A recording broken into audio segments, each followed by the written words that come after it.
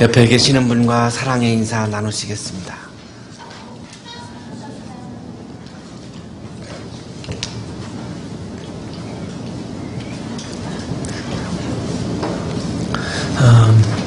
칸트라고 하는 사람은 인간은 무엇인가? 라고 하는 질문으로 자신의 철학을 시작합니다. 이 질문에 대한 답은 인간은 이성적인 존재자이다, 이렇게 대답을 합니다. 이 인간은 무엇인가? 라고 하는 질문을 더 구체적으로 세 가지 질문으로 발전해 나가는데요. 이성적인 존재인 인간은 무엇을 인식할 수 있는가? 인간은 무엇을 행해야만 하는가? 인간은 무엇을 희망해도 좋은가? 라고 하는 세 가지 이 질문이 칸트에 있어서 가장 중요한 세 가지 질문입니다. 이 질문에 대해서 답을 한 책이 순수이성 비판, 그리고 실천이성 비판, 판단력 비판이라고 하는 아주 세계적으로 유명한 그런 세 가지의 책입니다. 순수이성 비판에서 칸트는 인간은 모든 것을 다 인식할 수 있다고 보지 않습니다. 인식할 수도 있는 것도 있지만 인식하지 못하는 것도 있기 때문에 인간이 인식할 수 있는 것과 인식하지 못하는 것을 분간을 해야 한다라고 하는 것을 강조하는데요. 이것이 칸트의 이론 철학, 인식론에 해당을 합니다. 실천이성 비판에서 마땅히 해야 할 것과 하지 말아야 할 것을 구분해야 한다고 강조합니다. 그 이유는 모든 인간이 다 완벽하게 선하다면 마땅히 해야 할 것을 다 행하겠지만 모든 인간의 마음속에는 악이 존재하기 때문에 마땅히 해야 하는 것을 구분해 주지 아니하면 인간은 자꾸만 행하지 않아야 할 것을 행할 수밖에 없고, 그렇게 되면 인류는 불행해지기 때문에 행해야 하는 것과 행하지 말아야 되는 것을 아주 구체적으로 분명히 못을 박아줘야 된다라고 강조를 하는 거죠. 이것이 이제 실천 철학 윤리학에 해당을 합니다. 판단적 비판에서는 희망해도 좋은 것이 있고 희망하면 안 되는 것도 있다는 것입니다. 우리 기독교인들이 매우 조심해야 하는 것 중에 해당하는 것이 여기 있는데요. 우리가 모든 것을 다 기도할 수 있는가? 그렇지 않죠. 제가 빵집을 하는데 옆에 빵집이 들어왔는데 아침마다 일어나서 저 빵집이 망하게 해달라고 기도한다면 그것은 희망하면 안 되는 것을 하고 있는 거죠. 기도한다고 해서 그것이 신앙이라고 볼 수는 없다는 거죠. 내가 무엇을 희망하고 있는가, 그 내용이 중요하지 기도한다라고 하는 것 그것만으로 신앙이다라고 말할 수는 없다는 겁니다. 내가 기도하는 내용들이, 내가 바라고 있는 것들이, 내가 희망하고 있는 것들이 하나님의 뜻에 맞는가 안 맞는가가 매우 중요한데 칸트는 이거를 굉장히 지금 강조하면서 자신의 희망의 철학, 종교 철학을 전개해 갑니다. 오늘 말씀을 나누려고 하는 것은 이 실천이성 비판에서 칸트는 정언명령이라고 하는 용어를 씁니다. 마땅히 해야 되는, 무조건적으로 해야 되는, 아주 의무적으로 해야 되는 명령을 의미하는데요. 어떤 상황이 변한다고 해서, 조건이 변한다고 해서 바뀌지 않는 모든 인간에게 의무적으로 마땅히 당위적으로 주어지는 명령을 정언명령이라고 부르면서 두 가지를 칸트는 이야기합니다. 첫째는 너의 의지의 준칙이 항상 동시에 보편적 법칙 수립의 원리로서 타당할 수 있도록 그렇게 행위하라. 우리 모두는 주관적인 행위를 하며 살죠. 그런데 그 주관적인 행위가 보편적인 원리에 맞도록 행동하라고 하는 것입니다. 우리 모든 국민들은 세금을 냅니다. 보편적인 원리입니다. 헌법에 있습니다. 자, 모든 국민들은 종교인들이 모든 국민의 90%가 모든 종교인들이 세금을 내기를 원하고 있습니다. 보편적인 겁니다. 자, 그런데 종교인들은 세금을 내는 것을 반대합니다. 자, 이 주관적인 어떤 상황이라든지 다 이해하는데요. 그러나 그것을 보편적인 거라고 말할 수는 없는 거죠. 국민의 10%만 세금 내는 것을 반대하는데 종교인들은 그 10%의 이야기를 들으며 10%에 해당되는 사람들로 존재하고 있어요. 이렇게 살지 말라는 겁니다, 칸트는. 주관적인 것이 매우 중요하지만 보편적인 그 원리에 맞는 주관을 가지고 살아야 한다는 거죠. 이것이 칸트가 강조하는 윤리입니다. 두 번째, 내가 내 자신의 인격에서나 다른 모든 사람의 인격에서 인간을 항상 동시에 목적으로 대하고 결코 한가 수단으로 대하지 않도록 행위하라. 굉장히 중요한 철학적인 주제인데요. 인간은 수단이 아니라 목적이다라고 얘기하는 거죠. 인간은 목적 그 자체이기 때문에 나를 위한 수단으로 존재할 수 없다는 것이죠. 교인은 교회 성장을 위해서 존재하는 도구와 수단이 아니라는 것이죠. 교인들 한 분 한 분 자체가 목적이지 교회 성장을 위해서 이용할 수 있는 도구와 수단이 아니라는 것입니다. 모든 인간은 우리가 사회 속에서 살아가는데 그 한 사람 한 사람이 다 목적으로 태어난 것이 목적으로 지음받은 거지 누구를 위한 수단으로 존재하지 않는다는 겁니다. 이 칸트의 철학이 독일 헌법에 영향을 줍니다. 독일 사람들이 나치를 통해서 세계 전쟁을 일으키고 홀로코스트 유태인 600만 명을 가스실에서 죽였습니다. 이걸 철저히 반성을 합니다. 이걸 반성하는데 굉장한 도움을 준 것이 칸트의 바로 이 두 번째 정언 명령입니다. 인간은 목적이지 수단이 아니라는 거죠. 그런데 600만 명을 그냥 죽였죠. 아무 죄 없이 죽였습니다. 그래서 이 칸트 철학을 근거로 해서 독일 사람들이 이거를 반성을 해서 브란트라고 하는 수상이 폴란드를 방문해서 무릎을 꿇고 사죄를 했습니다. 이 독일 헌법의 1조 1항이 이렇게 되어 있습니다. 인간의 존엄성은 침해될 수 없다. 이를 존중하고 보호하는 것은 모든 국가 권력의 의무다. 국가 권력은 인간의 존엄성을 보호하기 위해서 국가 권력이 존재하는 것이지 국가 권력을 위해서 인간이 수단으로 도구로 존재하는 것이 아니다라고 하는 것을 선언한 것이죠. 현재 수상도 그래서 나치 수용소에 가서 사죄를 했습니다. 우리나라 헌법 제10조도 역시 마찬가지입니다. 모든 국민은 인간으로서의 존엄과 가치를 가지며 행복을 추구할 권리를 가진다. 국가는 개인이 가지는 불가침의 기본적 인권을 확인하고 이를 보장할 의무를 진다. 국가가 존재하는 이유는 국민들의 인권을 지키기 위해서 존재하는 것이지 국민들의 인권을 훼손하기 위해서 국가가 존재하는 것은 아니다라고 하는 것을 헌법 제10조에서 밝히고 있습니다. 자, 이러한 사상들은, 이러한 정신들은 바로 칸트가 얘기하고 있는 두 번째 정언 명령으로부터 나왔다고 봐야 합니다. 왜냐하면 소크라테스나 이런 때는 모든 인간이 존엄하다고 말하지 않습니다. 예를 들기가 곤란해서 그냥 넘어가겠습니다만 어떤 사람들은 존엄하고 어떤 사람들은 존엄하지 않다라고까지 이야기를 합니다. 칸트에 와서야 모든 인간은 그냥 조건 없이 모든 인간은 존엄하다라고 주장을 하게 되는 것이죠. 오늘 성서일과는 모든 인간은 존엄하다. 모든 세상의 주권은 하나님에게 있다. 를 말씀하고 있는 본문입니다. 태초에 하나님이 천지를 창조하셨다.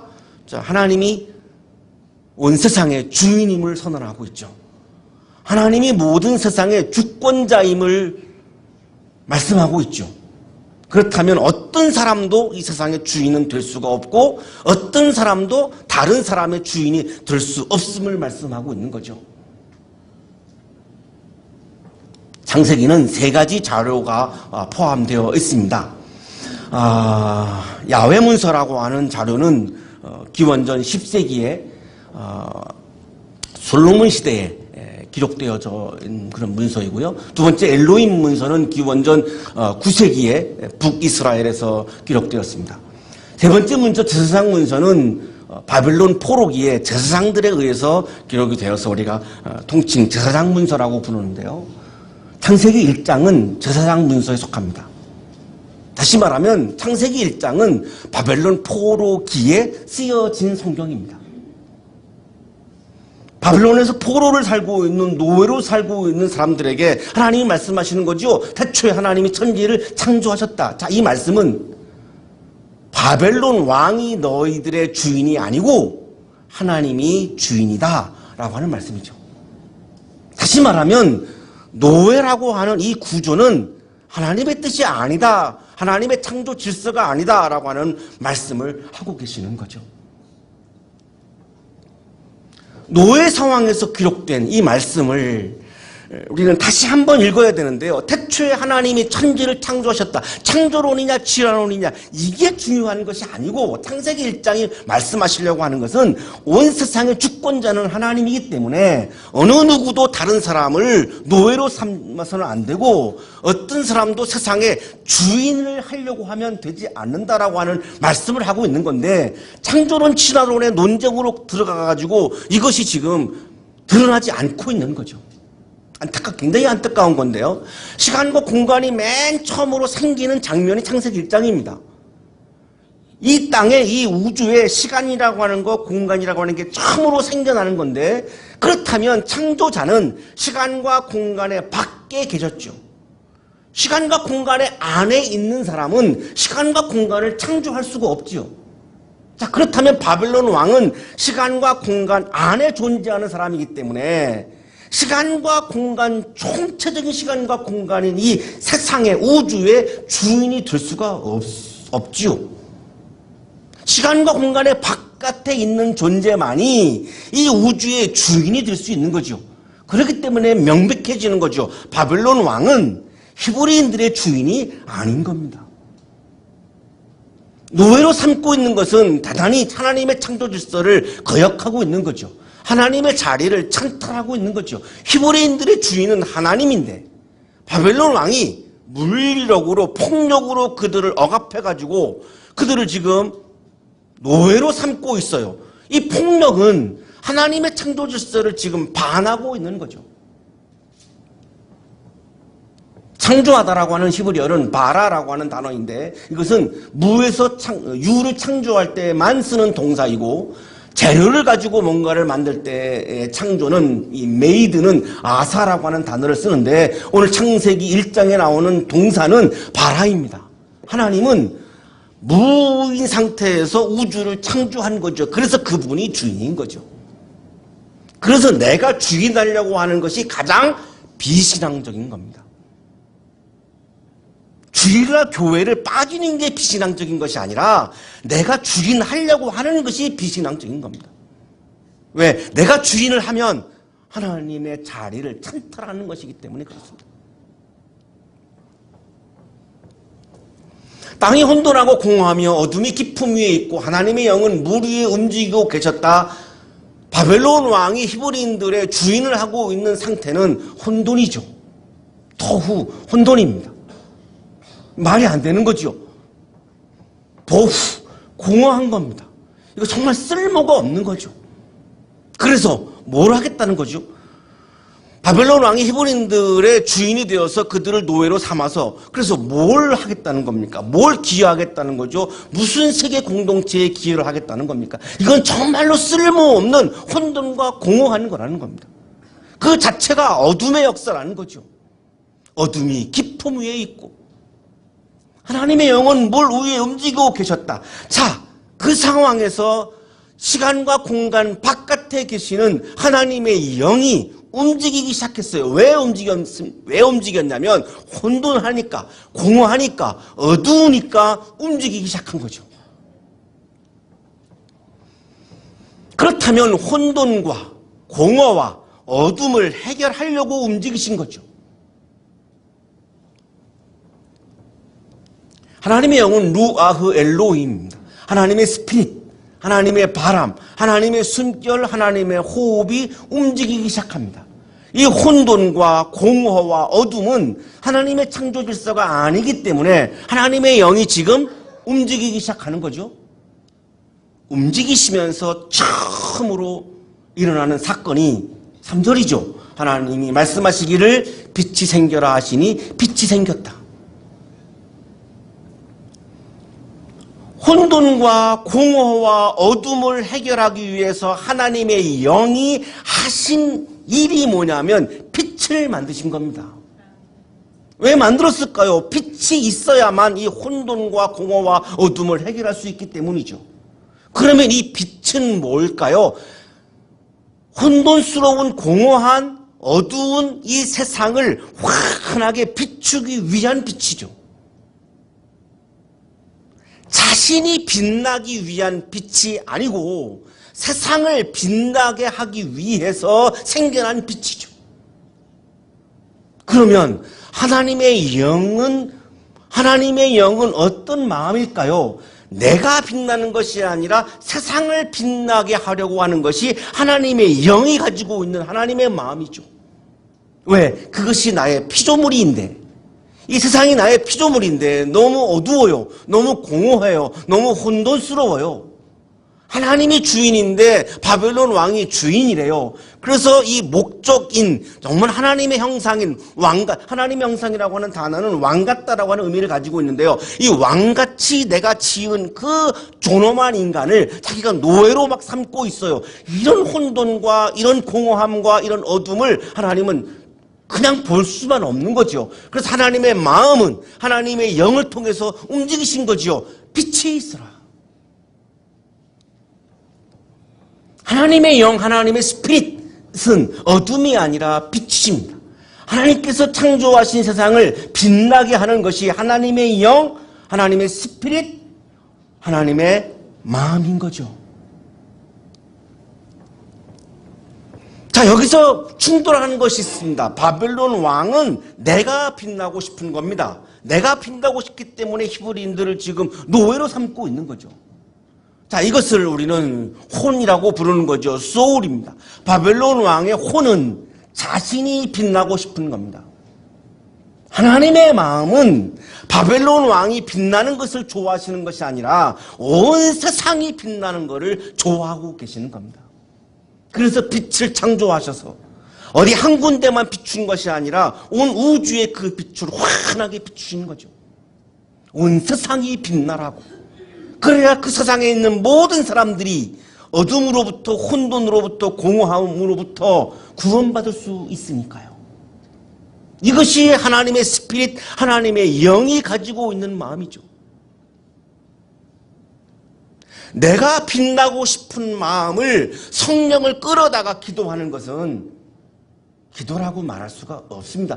하나님의 영이라고 하는 속성 자체가 나 한 사람을 빛나가기 위해서 존재하는 것이 아니라 시간과 공간의 바깥에 있는 우주적으로 존재하는 온 세상이 빛나기 위해서 성령이 존재하는 거지. 나 한 사람 빛나게 하려고 성령께서 존재하신다. 이건 성령을 모독하는 거죠. 바벨론 왕은 히브리인들을 노예로 삼으면서 자신이 빛났습니다. 그에게는 자신의 혼이 빛나는 것이 중요하죠. 그러니까 하나님의 영은 필요가 없는 거죠. 우리 모든 인간의 마음속에는 내가 빛나고 싶은 마음이 존재합니다. 심지어는 교회에 와서까지도 내가 빛나고 싶어하는 마음을 드러내죠. 교회는 하나님이 빛나고 온 세상이 빛나게 하는 성령을 우리가 믿는 곳인데 교회에 와서마저도, 우리 교회는 없습니다만 지금 일반 교회를 말하는 겁니다. 일반 교회 목회할 때 보면 교회에 와서도 내가 빛나려고 정말 최선을 다합니다. 근데 그거를 신앙이라고 착각하는 거죠. 그건 신앙이 아니죠. 내가 빛나면 하나님이 빛나는 것을 가리는데요. 그게 어떻게 신앙이겠습니까? 나는 빛나는 것을 내가 절제하고 하나님을 빛나게 하는 게 신앙이죠. 하나님이 안 보이시는데 하나님을 어떻게 빛나게 합니까? 그래서 하나님의 창조물인, 하나님의 피조물인 이 세상을 빛나게 하는 것이 진정한 신앙인 거죠. 내가 다니고 있는 직장, 내가 살고 있는 가정, 내가 봉사하고 있는 교회, 이 세상을 빛나게 하기 위해서 나를 절제하고 나를 낮추고 하는 게 믿음이고 신앙인 거죠. 나를 빛나려고 하는 것은 욕망입니다. 그건 신앙이라고 할 수가 없습니다. 왜냐하면 하나님의 영은 바벨론 왕을 빛나게 하기 위해서 존재했던 것이 아니라 온 세상을 빛나게 하기 위해서 하나님의 영은 존재했고, 그래서 그 하나님의 영은 빛을 창조한 것이죠. 바벨론 왕은 자기가 빛나기를 원했지만 노예로 살고 있는 히브리인들은 노예가 아닌 자유인으로 살아가는 하나님의 형상이 회복되어진 그런 좋은 세상, 아름다운 세상, 빛나는 세상이 오기를 간절히 기다렸던 거죠. 그 사람들에게 하나님이 주시는 말씀이 그래서 내가 빛을 만들었잖니. 이 빛은 바벨론 왕을 빛나게 하기 위한 빛이 아니라 온 세상을 빛나게 하기 위한 빛이야. 그러니 너희들도 빛나게 하려고 내가 빛을 만들었지 않니? 이렇게 지금 위로하시는 거죠.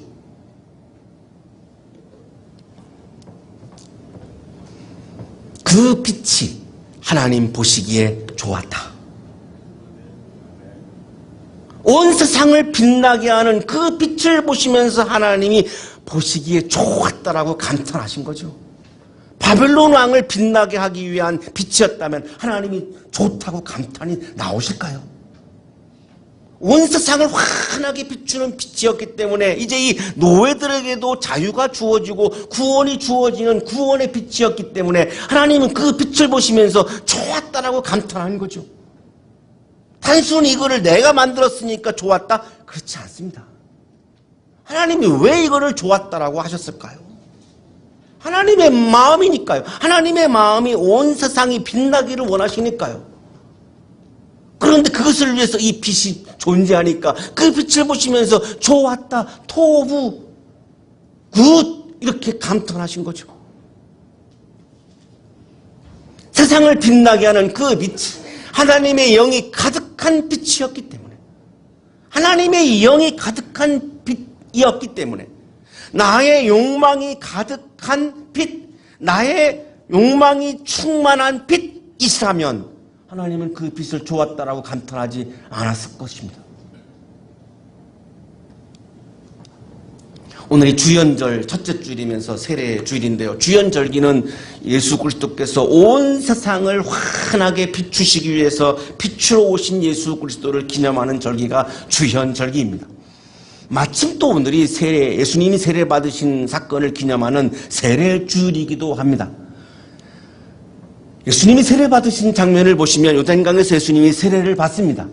이때 하늘이 갈라지고 성령이 비둘기같이 내려옵니다. 하나님의 영이 세상을 비추기 위해서 하나님이 창조하신 그 하나님의 영이 성령이 이렇게 예수님의 혼 위에 내려온 거죠. 성령이 충만한 거죠. 그때 하나님이 말씀하시죠. 내가 너를 좋아한다. 창세기 1장과 일치하죠. 하나님이 좋아하시는 것은 하나님의 영이 가득한 상태를 좋아하신다는 겁니다. 내 혼이 충만하고 내 욕망이 충만한 상태를 하나님이 좋다라고 감탄하시는 것이 아니라 하나님의 영이 충만한 상태를 하나님은 좋아하신다는 겁니다. 하나님의 영은 뭡니까? 하나님의 영은 어떤 마음입니까? 우리가 오늘 창세기에서 보셨습니다만 온 세상을 환하게 빛나게 하려고 하는 것이 하나님의 영입니다. 그래서 예수님께 성령 충만한 상황에서 예수님께 내가 너를 좋아한다 라고 말씀하시죠. 빛을 창조하셔서 온 세상을 그 빛이 환하게 비추니까 하나님이 너무 좋다라고 감탄하셔. 우연인지 모르겠습니다만 임마누엘 칸트가 80세쯤에 세상을 떠나는데요. 마지막 죽으면서 남긴 말이 좋다였습니다. 와인을 굉장히 좋아했고요. 마지막에 달콤한 와인을 한 잔 이렇게 마시면서 S 이스트 굿 좋다 이렇게 하고 숨을 거둡니다. 하나님 마음이 지금 그런 거죠. 하나님의 영이 충만한 상태를 보시면 좋다 감탄하시는 거죠. 좋은 교회는 어떤 교회인가요?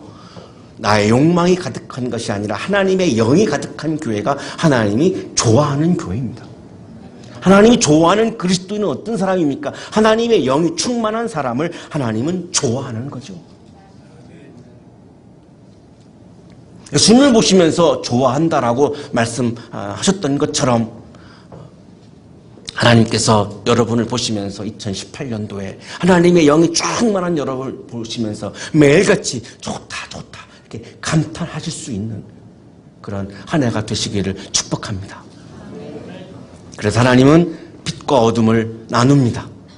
빛은 세상을 빛나게 하는 하나님의 영이고 세상을 어둡게 하는 어둠은 하나님의 영이 아니기 때문에 빛과 어둠을 나누십니다. 어둠 속에 만약에 우리가 존재한다면 빛의 세계로, 하나님의 영의 세계로 우리의 존재가 다시 바뀌어지는, 거듭나는 새해가 되기를 축복합니다. 거룩하신 주님, 새해를 주셔서 감사합니다. 나를 빛나게 하기 위한 삶이 아니라 하나님이 지으신 온 세상을 빛나게 하기 위한 하나님의 영이 가득한 삶을 살아갈 수 있도록 우리의 믿음을 깨워주시고 믿음에 믿음을 더하여 주옵소서. 예수 그리스도의 이름으로 기도하옵나이다. 아멘.